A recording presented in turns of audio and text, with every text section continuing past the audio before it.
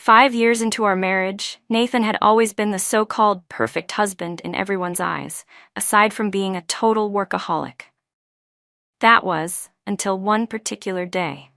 It happened during a company retreat when we were all playing a round of Truth or Dare. The new intern insisted I join her in pretending to be drunk and calling our partners for help. Nathan didn't even pick up. After a few rings, the call was cut off. All he left me with was a single word and a message, busy. And in the very next moment, from the intern's phone, came a familiar male voice. I'm on my way to get you. I instinctively turned my head toward her. She was staring straight at me, her eyes filled with blatant provocation. That was when I realized this marriage needed to end. I had only decided to join the retreat at the last minute. After a full day of activities, I was exhausted. I had just wanted to eat and go home. But then a girl suddenly squeezed in beside me. Just as I was about to shift over a bit, someone nearby quickly warned her, "Hey, Emily, that's our VP Madison. Don't crowd her." I smiled politely. "It's all right. We're here to relax. Let's just enjoy ourselves." The girl named Emily had already taken a seat beside me. She was undeniably pretty, with large, expressive eyes that sparkled when she smiled, clear, innocent, and effortlessly likable. I asked her with a smile, "You're new here?" She reached out her hand and replied, "Yeah, I'm the new intern. Just turned 21 this year." I nodded, and then out of nowhere she chirped, "Let's play Truth or Dare. VP Madison, you and I can set the example for everyone." Before I could say a word, she casually picked up my phone from the table and handed it to me with a raised brow. "Come on, VP Madison, it's just a dare." I had to admit I admired her boldness, like a calf unafraid of a tiger. Since everyone was watching, I didn't want to spoil the mood, so I took the phone. "How does it go?" I asked. "We both pretend we're drunk and call our boyfriends to come get us," she said eagerly, her tone full of confident energy. But I've dealt with all types of people, and from her enthusiasm I could sharply and clearly detect a trace of smugness and challenge. So the rumors were true. Those bold young workers out to shake up the workplace had made their way into our company. I didn't feel angry, just found it mildly amusing. I pulled up Nathan's number and dialed. Since it was a dare, I turned on speaker. People around started teasing. "Emily, playing this kind of game with our VP Madison? You're walking straight into a trap. You haven't met Madison's husband, have you? Nathan? He's the CEO, a textbook example of the perfect, doting husband. Forget pretending to be drunk, VP Madison could call him for no reason at all and he'd drop everything to come running." While they laughed, the busy tone from my phone kept beeping. The call didn't go through, and then it was disconnected. A few seconds later, I received a WeChat message from Nathan. Just one word, busy. I let out a laugh. I lost. "My turn now," Emily said, her voice lifting slightly with excitement. Several people shot her subtle glances, silently telling her to stop. But Emily was still young. She didn't yet understand the unspoken rules of the workplace. She didn't know how to read the room. Her call went through. Her voice turned sweet and syrupy. "I'm drunk. Can you come pick me up?" She cooed. Only after saying that did she tilt her head and meet my eyes, her chin slightly raised, brows arched, a look of pure provocation. I suddenly realized Emily was targeting me.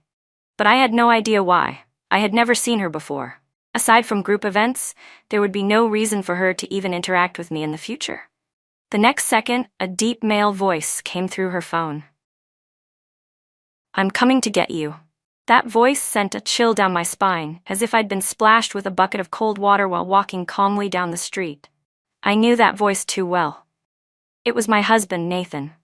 "Okay, I'll wait for you," Emily replied sweetly and hung up. Then she turned to me again. That look of satisfaction and smugness was written all over her face, with no intention of hiding it, like a victorious general savoring a win. In that moment, I finally understood why she had targeted me. She wasn't here to stir up the workplace. She was here to stir up my marriage. And all I felt was a mix of anger and amusement. The fact that Nathan didn't answer my call but responded to another woman's call without hesitation. I hadn't even had time to feel the rightful anger such a betrayal should provoke. I glanced at Emily's phone screen and, smiling slightly, reminded her, "You forgot to tell your boyfriend the address." I deliberately emphasized the word boyfriend. Emily looked at me like I was an idiot and smiled. Oh, right. Good thing you reminded me. I'll send him my location now. Right in front of me, she cheerfully opened her WeChat, pulled up Nathan's contact, and sent him her location. She even turned her phone slightly so I could see the contact name Nathan had saved her under, sweetheart. Some of the people around had started looking at Emily strangely. Even if they hadn't picked up on her deliberate provocation toward me, her obvious attitude of trying to cozy up to the boss's boss had already made her look bad. To everyone here, she came off as tone-deaf and socially clumsy. Even without me saying a word, this little intern was going to have a hard time surviving in the company. That is, unless her boyfriend backed her up. It was in that moment that the anger I hadn't had time to feel earlier began to burn slowly inside me, flickering at first, then growing more intense with every passing second. About 40 minutes later, the door to the private room opened. Emily, who had been chatting loudly to get attention, looked up and her face lit up. The others glanced over to see who it was, and one by one, they stood up. Someone laughed and said, "Who said our VP Madison lost? Look, Mr. Carter came to pick her up after all." VP Madison's just not one to make a fuss over things, but if this were a real competition, who could beat her? "Mr. Carter, you must have been worried about Madison, huh?" Nathan entered the room with that usual gentle, polished smile of his and gave everyone a polite nod. Then he walked straight over to me. His voice, low and warm, carried the same tenderness and care he always used when speaking to me. "How much did you drink?" He helped me to my feet, then turned to everyone and said, "Madison has a sensitive stomach. She'll stop drinking here tonight. I'll take her home first. You all keep having fun." "Don't worry, Mr. Carter, we'll keep the party going. VP Madison, get some good rest." "Ha ha ha, look at that, Mr. Carter is so protective. We should probably explain." "Mr. Carter, VP Madison didn't drink that much. We were just playing a round of truth or dare." "Emily, you lost, so it's time for your penalty drink." I stood up and lowered my gaze toward Emily. She was staring at Nathan with a look of pitiful grievance, like some poor little thing who'd just been wronged. Honestly, it was kind of pathetic. I couldn't help letting out a soft chuckle. It was just a game. No need to take it so seriously. Go ahead and keep playing. Or if you want, we can give you a ride home. Emily pouted and finally tore her gaze away from Nathan's face. With forced stubbornness, she said, "No need. I can get home by myself. I lost, and I accept my punishment." She grabbed the glass in front of her and downed it in one go, then poured herself another. "I'll drink 3 more as penalty," she added. I tilted my head slightly and glanced at Nathan. It was obvious Emily was trying to throw a tantrum, but Nathan didn't seem to look at her even once. From the moment he walked in and saw me, his gaze hadn't left me. When our eyes met, Nathan's expression remained gentle. "Let's go." I said goodbye to the group and left without another word. Nathan picked up my purse and followed behind me. Neither of us spoke on the way home. Once we got through the door, Nathan offered an explanation. "Emily is the daughter of my college advisor. She's just interning at the company. My professor asked me to look after her." I slipped off my heels and walked toward the stairs. "Let someone else look after her, Nathan." "All right," he replied. "Oh, by the way." I stopped at the first step, turned around, and looked down at him from above. "Emily said she's your girlfriend. The contact name you gave her in WeChat is Sweetheart." I looked him right in the eye. "How far have things gone between the two of you?" Nathan's face darkened, inch by inch. "Don't talk nonsense. I'm only looking after her because she's my advisor's daughter." "Then make it clear to her.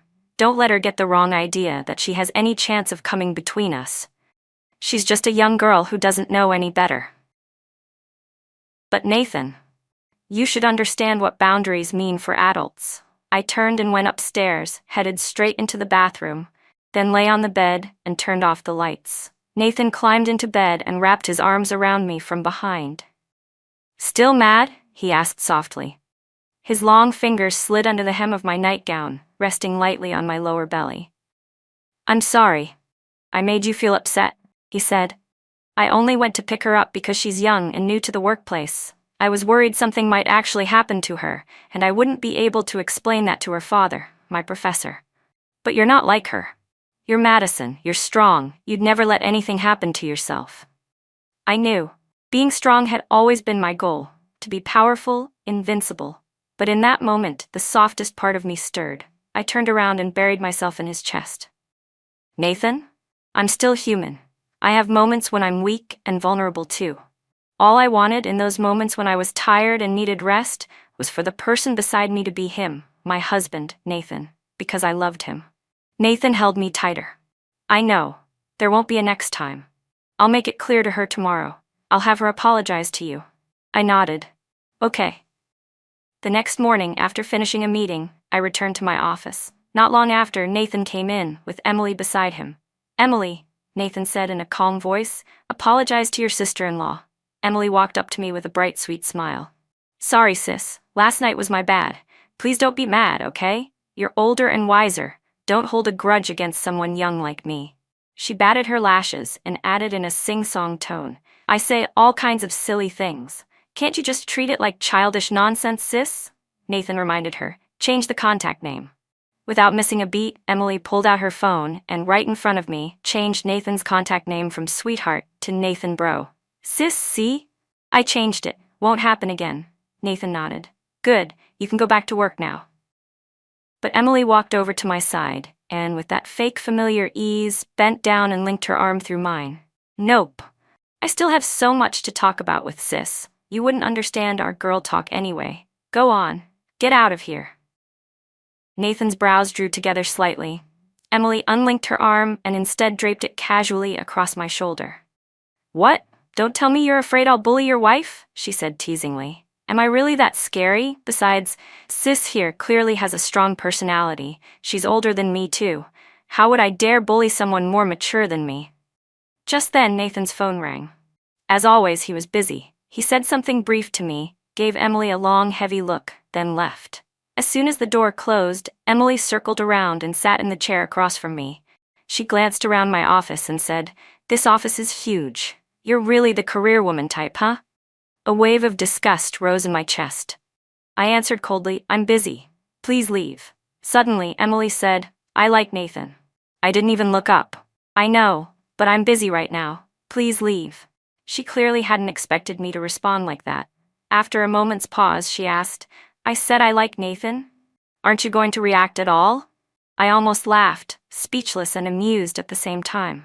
Because you're not the first woman who's tried to become Nathan's mistress. A man like Nathan, married or not, was always going to attract women. I was well aware of that. Just like there were plenty of men who wanted to be my affair partner too. Both Nathan and I knew this.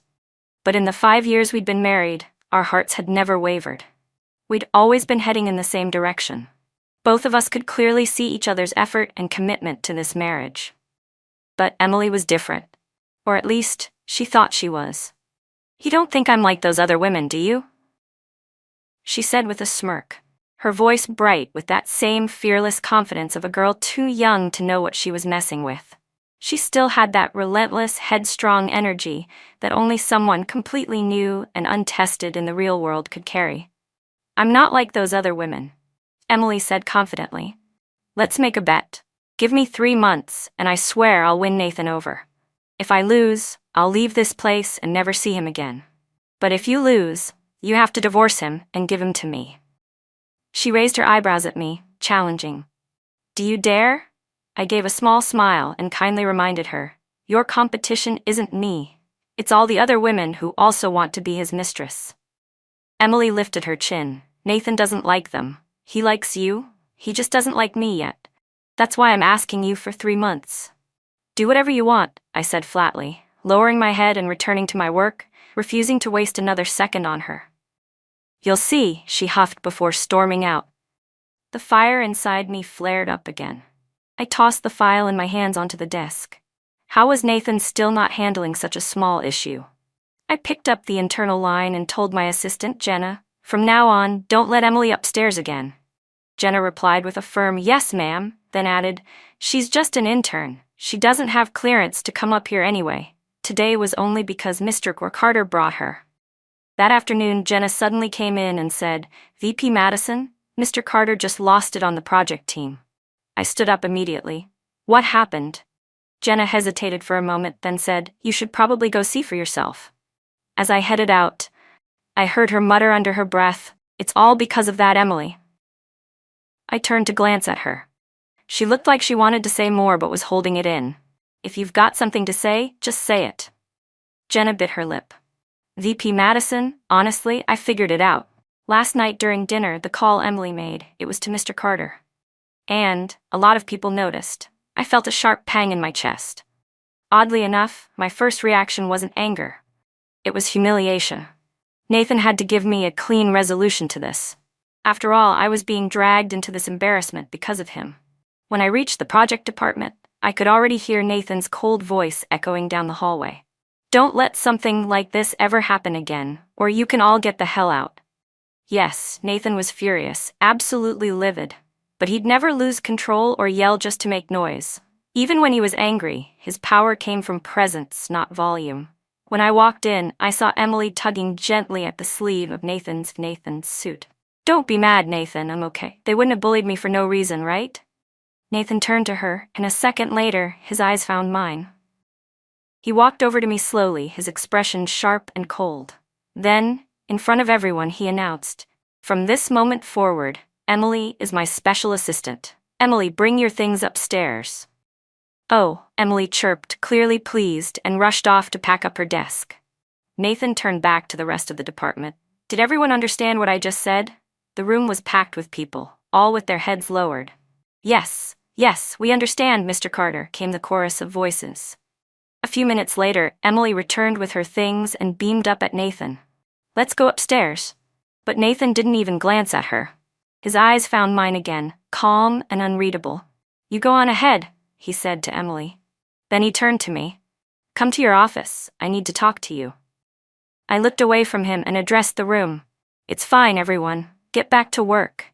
But with Nathan standing there, not a single person dared to sit down. Everyone was waiting for him to give the word. I broke the silence. I was the one in the wrong for overreacting. You all get back to work. Only then did everyone slowly take their seats. I turned to the department manager and said, I'm still waiting on your revised proposal. With that, I turned and walked out. Nathan followed behind me all the way to my office. Once inside, he closed the door and finally spoke. I told you Emily is just my professor's daughter. I only looked after her out of respect for him, Professor Shen. There's no need, he continued, to make things so difficult for a young girl who's just entered the workforce over something that barely matters. I sat down in my chair and asked coldly, difficult? Tell me, how exactly did I make things difficult for her? Nathan stepped toward me, but didn't sit in the chair across from me. If it wasn't because of something you said, why would the project team go out of their way to pick on an intern? I could hear his heavy breathing. This company does not tolerate workplace bullying, especially when the one instigating it is you. He exhaled hard. This is the first time. You're not just the VP, you're also my wife. Of course I have to give you some leeway. He tapped his index finger on the desk 3 times, an unmistakable warning. But there won't be a second time. It was getting hard to breathe, but I still laughed. Won't be a next time? And if there is a next time, what then? You planning to hit me? Or divorce me? Madison, Nathan started, but I cut him off. First of all, I never instigated anyone to bully her. Second, during dinner, Emily announced she was calling her boyfriend, and you answered. Everyone in the department heard it. They were defending me. The outburst you just had was already enough. Don't punish them further. I leaned back in my chair. And accusing me without investigating? That was your first mistake. I stared him straight in the eye. Let me return the words to you. There won't be a second time. Nathan, I said more quietly now, I don't want Emily as your assistant. That was all I said, but it was more than enough. Nathan looked like he wanted to say something else, but I cut him off again. Leave, I'm busy. He looked at me for a moment in silence, then turned and walked out. My chest was rising and falling rapidly. In my entire life, I'd never felt this furious. But I wasn't mad because of Emily. I was angry because Nathan had let Emily become the reason I felt this way. I couldn't focus on a single word on the documents in front of me. I hated this feeling, utterly hated it. This situation had to be resolved completely. And with those same words, there won't be a second time. Because if this ever happened again, I would not continue living like this with Nathan. I, Madison Shen, would never allow myself to be wronged, not even a little, no matter how much I loved that man. But maybe Nathan was no longer someone worth loving. That thought suddenly surfaced from the depths of my heart. It scared me a little, and I found myself resisting it just a bit. I really wished none of this had ever happened. A few minutes later, the door to my office was abruptly shoved open. Emily stormed in, crying. "Madison Shen," she yelled. "Who gave you the right to stop me from being Nathan's assistant? What are you so afraid of? You're the one who told them to bully me." I looked past her at Nathan, who had followed her in. "Nathan Carter?" I said calmly. "Is this really something you can't handle?" "At the very least," I continued, "she's your subordinate. She has no clearance to enter my office without permission. You don't need me to teach her that, do you? Get her out of here. I don't want my work interrupted." Nathan's expression turned cold, colder than I'd ever seen it, and for the first time, he looked at me with something close to ice in his eyes. "Emily, that's enough. Go back to work." He gave me one final look, withdrew his gaze, and turned to leave.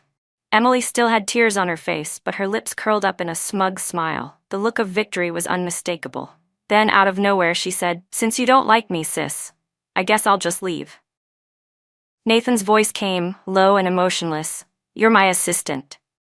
"You don't need anyone to like you," Nathan said coldly. "Nathan, please don't say that." Emily's voice trembled. "I know I've already caused trouble for you and your wife. I'll leave." She covered her mouth with her hand and ran out crying. Nathan turned back from the doorway to look at me. I met his gaze.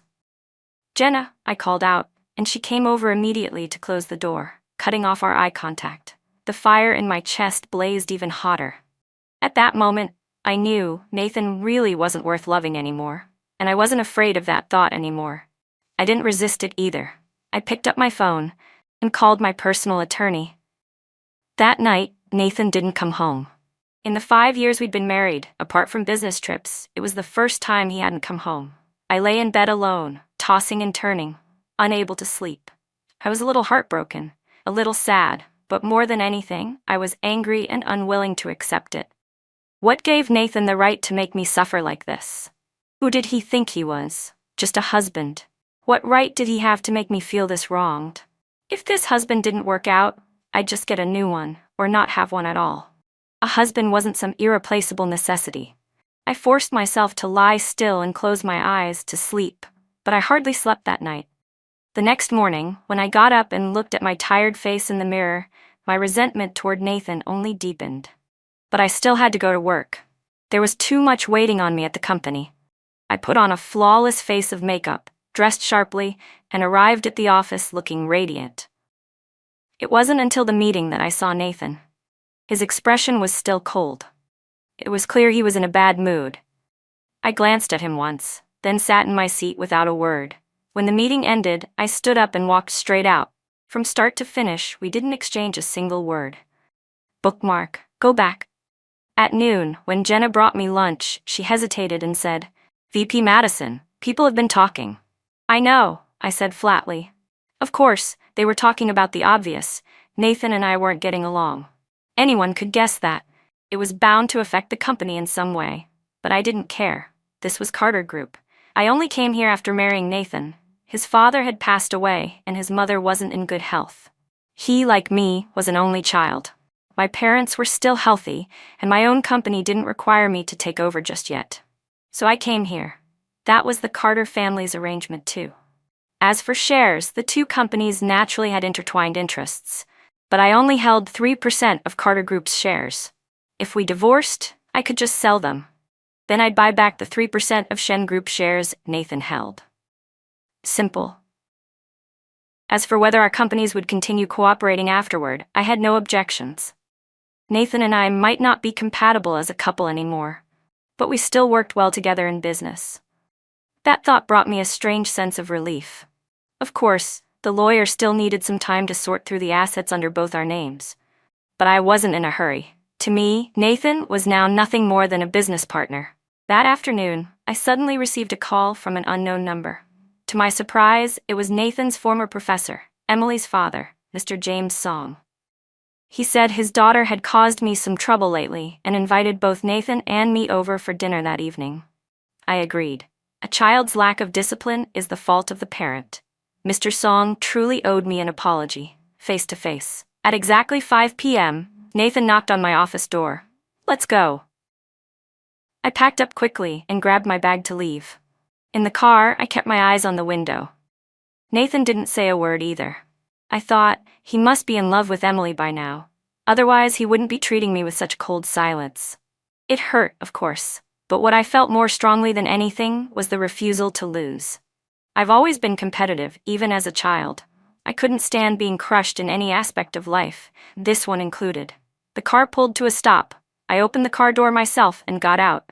This time, I followed behind Nathan as we walked toward the house. Jenna was updating me on some work matters via text, so I kept my head down, reading her messages while walking. Suddenly, Nathan reached out and steadied me. "Careful," he said, pressing his lips together. "You're off work now. You shouldn't be checking emails." I didn't respond. I finished replying to Jenna and finally put my phone away. Nathan didn't say anything else. When we arrived at Emily's home, it was Emily who answered the door. The moment she saw Nathan, she lowered her head like a child who'd been wronged. Her father, James Song, and his wife were already seated on the couch. "Nathan, you're here. Madison, have a seat." Nathan handed over the gifts we brought. The housekeeper had already prepared dinner. At the table, James turned to me and said, "Madison, our daughter Emily has been spoiled by us. She really doesn't know any better.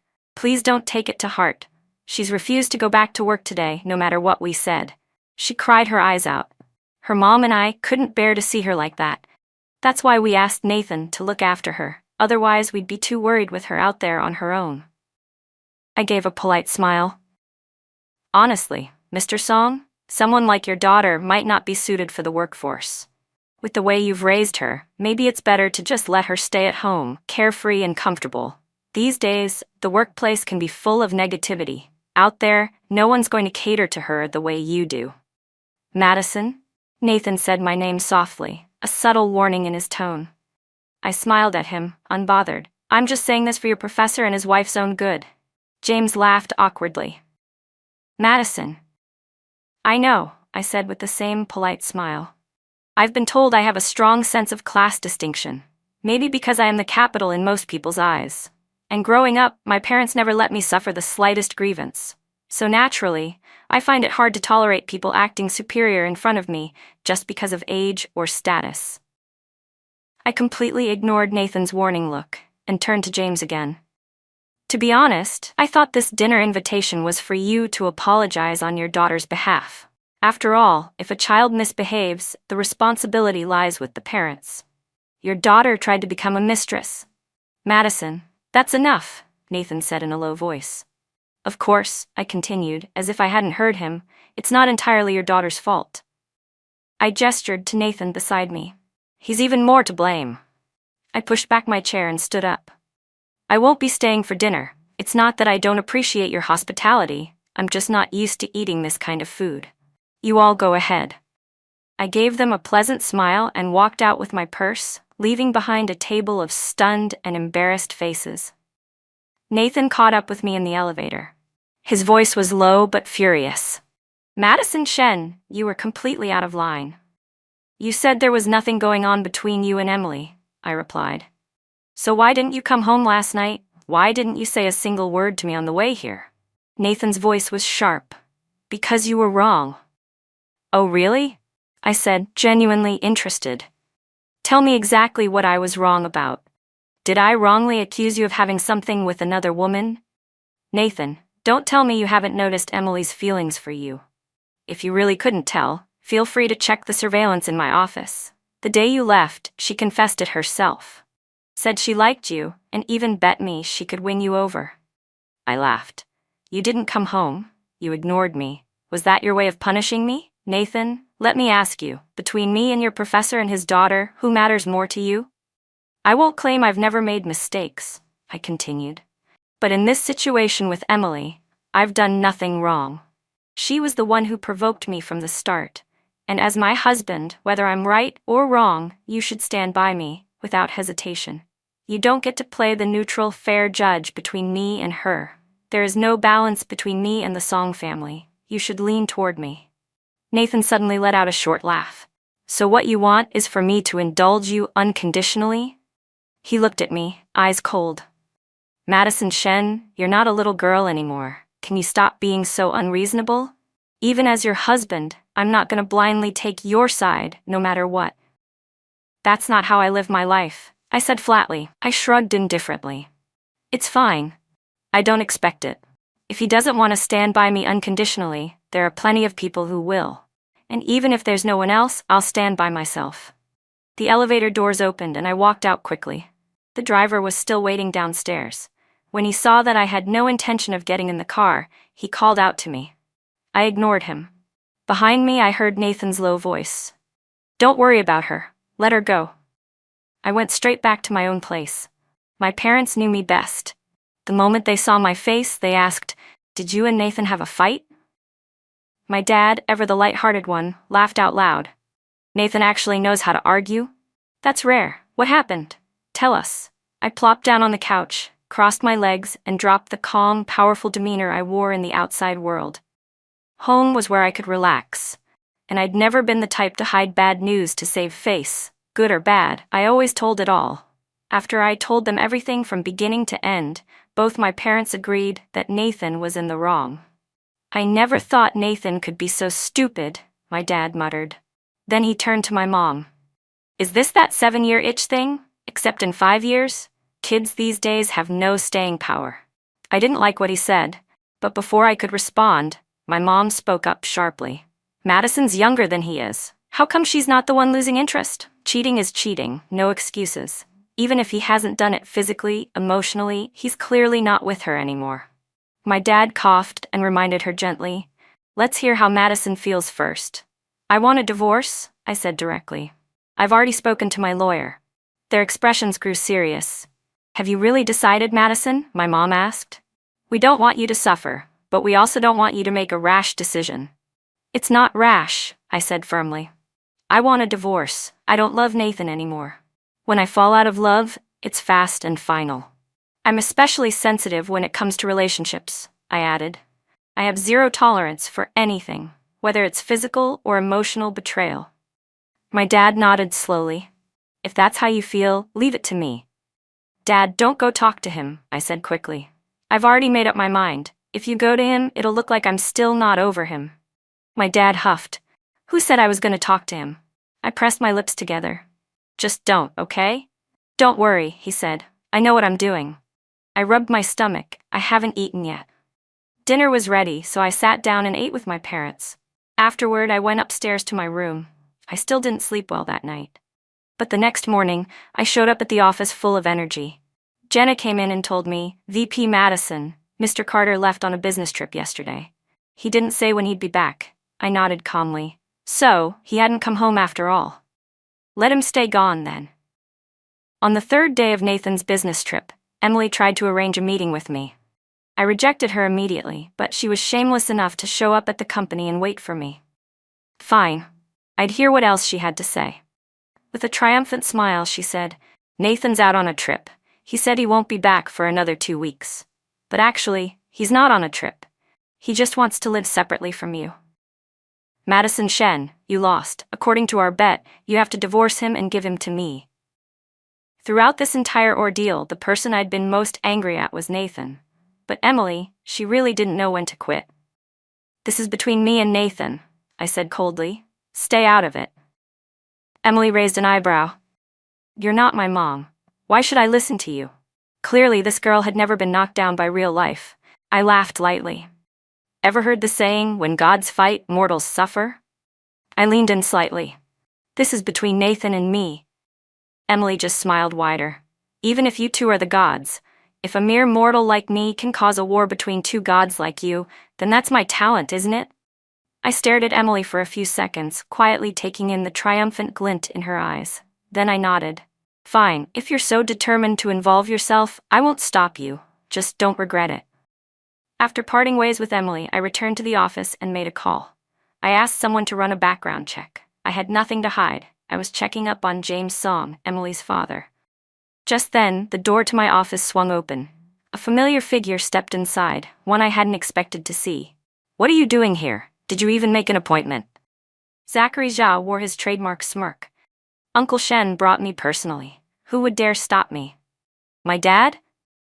I was surprised. Where is he? Why'd he send you? Zach hopped up onto the edge of my desk. He said I'm supposed to be your new personal assistant. Asked you to look after me.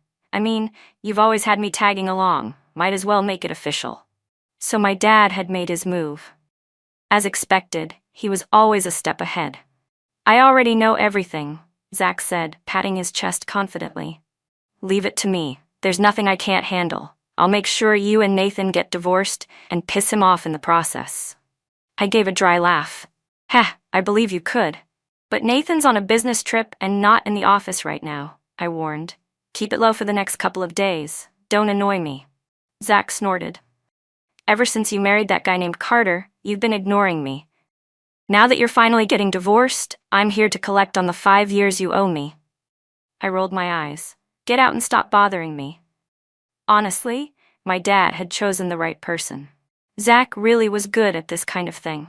Within just a few days, he was already making waves at the office. The company group chat was full of his antics.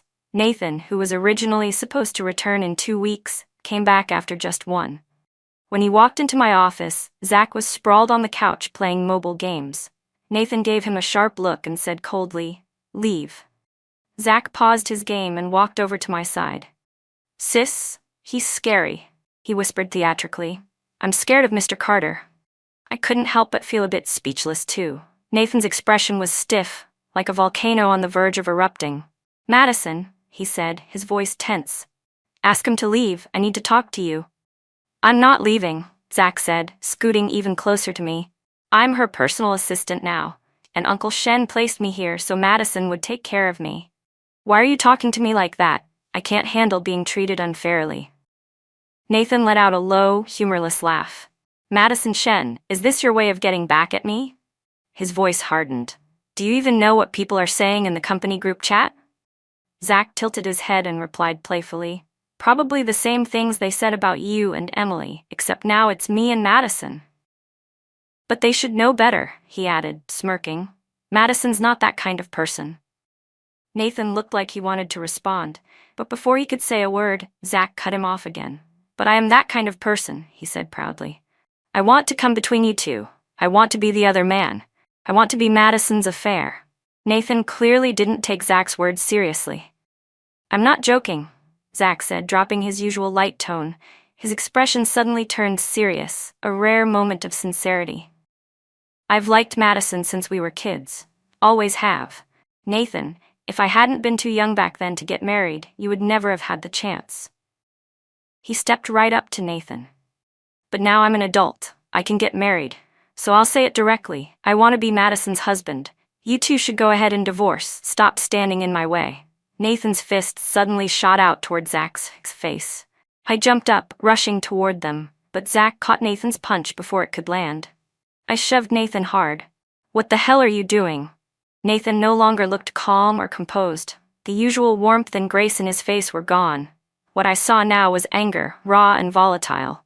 "Didn't you hear what he just said?" "I did," I replied calmly, a faint, unconcerned smile on my face. "But my dad told me to take care of him, so you're not allowed to hit him." Nathan finally realized what was going on. "So this is all revenge, isn't it?" "Madison, I told you, there's nothing going on between me and Emily." He looked over at Zachary, his eyes full of restrained anger and disbelief. But Zach didn't take him seriously at all. That guy had been spoiled by his privileged background. He feared nothing, respected no one, reckless, untamed, and entirely shameless. Still, I had no interest in letting the two of them throw punches in my office. I patted Zach on the shoulder. "You go out for now." "Got it," he replied sweetly, flashing a grin and shooting Nathan a provocative glance before strolling out. Nathan took a deep breath. "Madison, let's talk this through. About me and Emily." "Nathan, let's get a divorce." I didn't want to hear another word. I didn't love him anymore, truly and completely. Exhaustion clouded Nathan's face. "Don't say things you don't mean. I know what happened with Emily upset you, but..." "Our lawyer is almost done sorting out the assets," I interrupted. "Once that's finished, we'll file the paperwork." Only now did it finally sink in for him. I wasn't acting out of impulse. I had already contacted the lawyer long ago. His voice trembled with disbelief. Just because of something so small? Small? I scoffed. If it was so small, why did you throw a punch just now? Nathan clenched his fists. I know nothing happened physically between you and Emily, but in how you handled it, you sided with her. You let me be humiliated. That's enough of a reason to divorce. What's so hard to understand about that? Nathan's tone softened. Madison, I don't have a father. My mentor has always treated me like a son. He's been like a father to me. He's not my father, I cut him off. If he were your actual father, I wouldn't have married you in the first place. He doesn't like me, and I don't like him. What I wanted, I said clearly, was to be the most important person in your life, at least more important than outsiders. I did that. What about you, Nathan? His dark eyes wavered, and he didn't say a word. Maybe you still think this is a small thing, I continued, but you gave me the cold shoulder for Emily. You lost your temper at me. You humiliated me in front of the entire project team and your driver. You deliberately ignored me in meetings. I took a deep breath to suppress the rage rising in my chest. You wanted to teach me a lesson. Well, thank you. I've learned it. But I'm done. Panic crossed Nathan's face. He reached for my hand. Madison, please. I, Madison Shen, always aim for the best in everything I do. Back then, you were the best in my heart. That's why I married you. But now, you're no longer the best? To me, you're trash, worthless.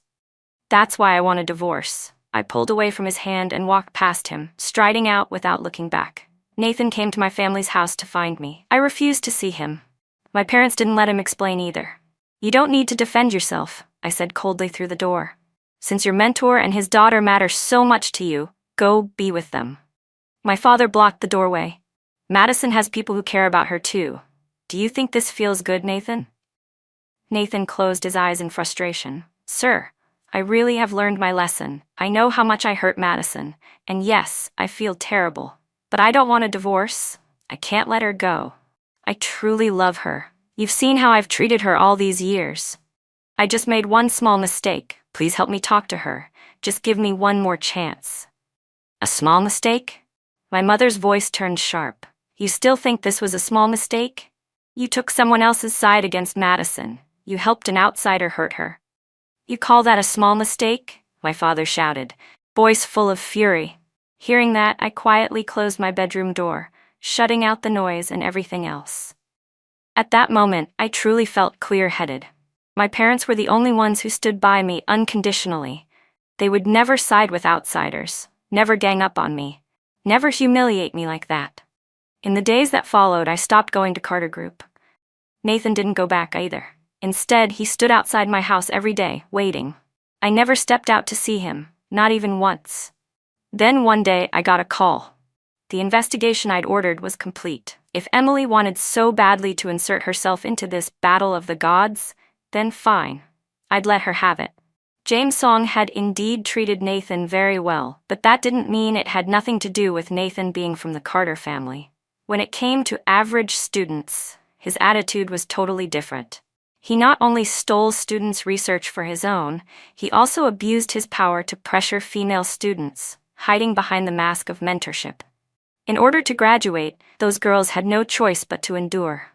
And this was where the Shen family name came in handy. Once we got involved, those students stopped swallowing their grievances. The story snowballed. The school couldn't cover it up anymore. That's when James Song reached out to me. As I left the house to meet him, Nathan was still standing outside. But now, even the sight of him irritated me. Forgiveness wasn't even a consideration anymore. I drove right past him without a word. At the private club where we were meeting, I arrived first. James was the one asking for help, but he was late. Someone else showed up before him. It was Nathan. Madison, give me 10 minutes, he pleaded. Let me just say what's in my heart. His voice was rushed, full of desperation.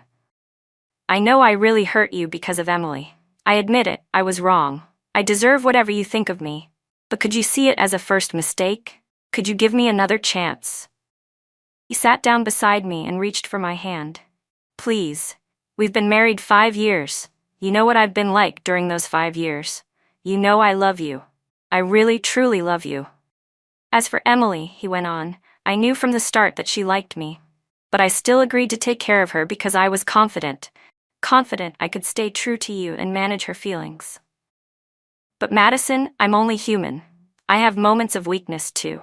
I swear this was the first time, and it'll be the last. Please forgive me. Give me a chance to make it up to you. Let me prove myself. Who told you that being human means you get to be weak? I said quietly. I wasn't. After marrying you, I was completely devoted to you. Even now, I can face my feelings head on. I loved you, deeply, passionately. Loved, I emphasized. That's in the past, Nathan. Because now, I don't care whether you love me or not. Because I don't love you anymore. His eyes turned red. His gaze shimmered. He couldn't accept it. Just because I lost focus for a moment? I nodded. That's right. Just because of that. I told you Madison Shen always wants the best, and now you're not the best anymore. There are so many men in this world. If one is flawed, I'll find another. And if I don't, that's fine too. It's not a big deal. Nathan Carter, I want a divorce. I've made up my mind. Just then, the door to the private room swung open. James Song entered, dragging Emily along with him. The moment he saw Nathan, his face lit up. Nathan, help me talk to Madison. Don't let the school expel me. Emily pouted, clearly unwilling. Nathan, talk to your wife. She can't be so childish. All this over something so small. But Nathan cut her off with a cold voice. Emily, you have no right to speak about my wife. I stood up, irritated. You three talk it out. I'm leaving. James Song stepped forward to block me. Madison, please speak to the school on our behalf. I let out a cold laugh. Your daughter said it herself. She's not afraid of gods fighting. She said if a mortal like her can cause gods to fight, it proves her worth. I turned to Emily. Isn't that right? Emily's face turned bright red with embarrassment. I brushed past James Song and walked straight out. Nathan chased after me, but behind us came the sharp sound of a slap, followed by James's furious shout. Have I spoiled you too much? Nathan still refused to sign the divorce papers. He even had his mother come beg me. But I'd already made up my mind. I truly didn't love him anymore. Once our assets were divided, I filed for divorce. But Nathan wouldn't agree. In the end, I had to get someone to drag him to the Civil Affairs Bureau. Nathan Carter, if you don't sign, they'll witness it and file it as your consent anyway. The clerk stepped in to stop me. Sorry, that's not allowed. Stay out of it, I snapped. Whether or not I get a divorce is my business. I want out, and that's that. No one gets a say. The clerk looked visibly uncomfortable. It's against civil code. Screw your code, I said, glaring. I'm getting a divorce. I turned to Nathan with cold eyes. Sign the damn paper. I don't love you anymore, and if you keep dragging this out, it's just pathetic. What, do I have to gag at the sight of you before you finally sign? With trembling hands, Nathan picked up the pen. His voice quivered. All right, I'll sign. He scribbled his name, and tears streamed down his face. And what right did he have to cry? I hadn't even cried the countless nights I lay awake unable to sleep. And now he was the one feeling sorry for himself? That's it, right? I asked coldly, not even angry anymore. I turned to the clerk. Done? The clerk didn't say anything. They stamped the documents and handed me my divorce certificate. I took the certificate and walked out without looking back. Nathan followed. Madison, he called after me. I still can't accept it, that we divorced just because of one mistake. But I know I made you feel hurt, made you feel wronged. It was my fault. But could you give me another chance to win you back? Don't erase everything we had over one thing, please.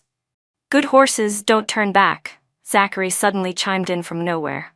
There are plenty of men in this world. Madison, why should he get two chances?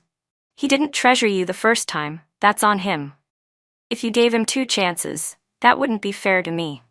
He wrapped his arm around mine. Let's go, we're done talking to him. In the car, Zach leaned close again. Sis, now that you're divorced, why not give me a chance? You need a man anyway, right? Why can't that man be me?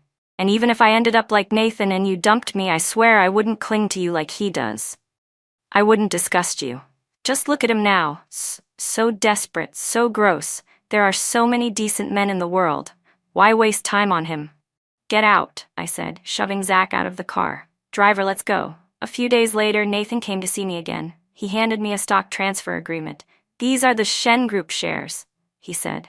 They're yours, and the 3% you hold in Carter Group, keep it. It was always meant to be yours. I took the agreement and signed without hesitation. If he didn't want anything, so be it. I wasn't going to force it, but I was keeping the Carter shares. He was the one who messed up. I had every right. That's it, I said. You can go. Nathan's eyes turned red again. Madison, I know you don't love Zach, but you don't love me either. I especially don't love you, I said with disdain. I waved him off. Don't bother. He stared at me for a moment, then walked away. At the door, he stopped and turned back. James Song has been fired. Emily didn't pass her internship. I've cut ties with them. I won't see them again. I said nothing. Only then did Nathan finally leave. Back at Shen Group, Jenna came in and said, Madison, Nathan Carter just left. I replied blandly, don't let him in again. If I run into him in public, that's one thing, but on my turf, he's never stepping foot in here again. Miss once, you're out forever. That's my rule. Same goes for love. There are plenty of men in the world. If there's love, I'll handle it seriously. If there's no love, I'll enjoy it while it lasts. But whether it's love or fun, Nathan Carter will never have a place again, because he is no longer the best. And I, Madison Shen, deserve only the best.